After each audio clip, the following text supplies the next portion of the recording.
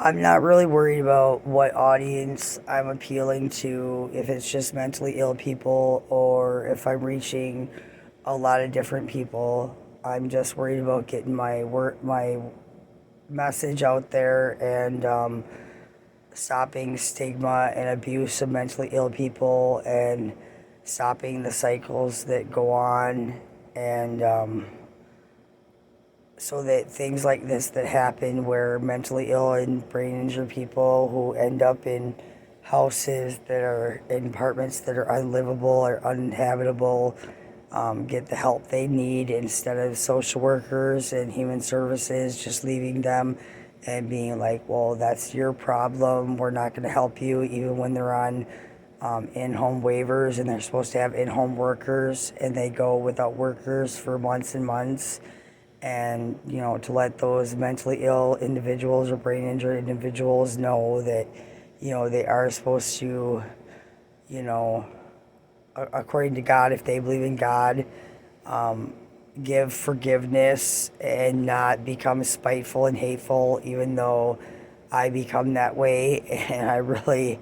do feel a lot of hate towards a lot of those people. I mean, sometimes I even wish that they would die, or that someone would hurt those people, because it's so hurtful and it damages my life so much. And sometimes it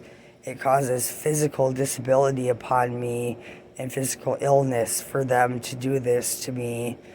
But I'm truly very spiritual,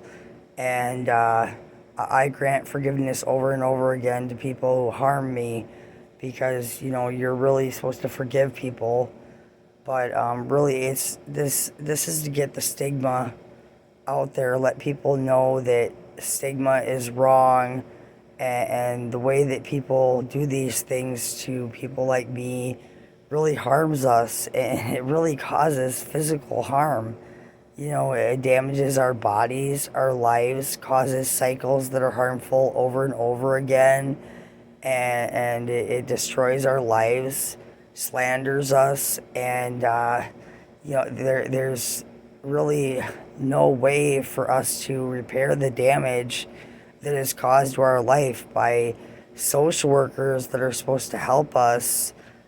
Even Mayo, who slanders us through documentation saying that we've used drugs that has caused things that have happened to us, when really we've just overdosed on medications because we were so depressed from abuse and maltreatment, and things like that. Or landlords who have slandered us because they've been slumlords, so they've said we've done things as tenants when they've really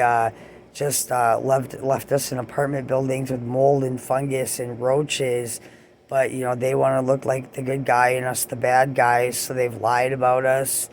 And people just believe the other party because we're mentally ill or brain injured, and people take their word for it because the stigma's against us. And or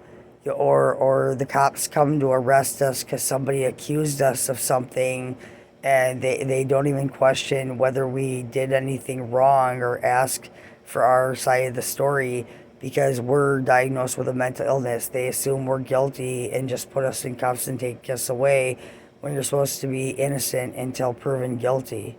And it happens so often that we become hopeless and just assume that everybody in the world is bad, that everybody is bad and everybody's the same, and we don't trust anybody anymore. And this is just what our lives become, like